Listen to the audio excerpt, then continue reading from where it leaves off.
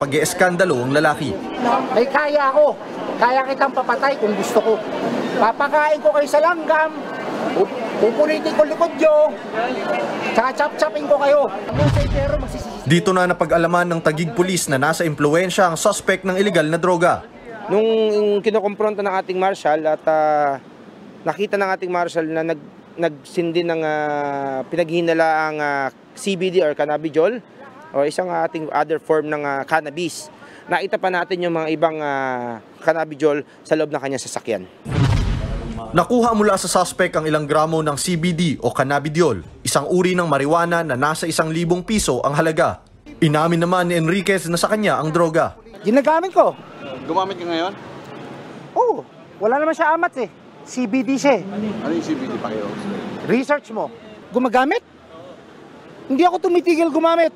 Gumagamit ako araw-araw. Pagising ko hanggang matulog ako.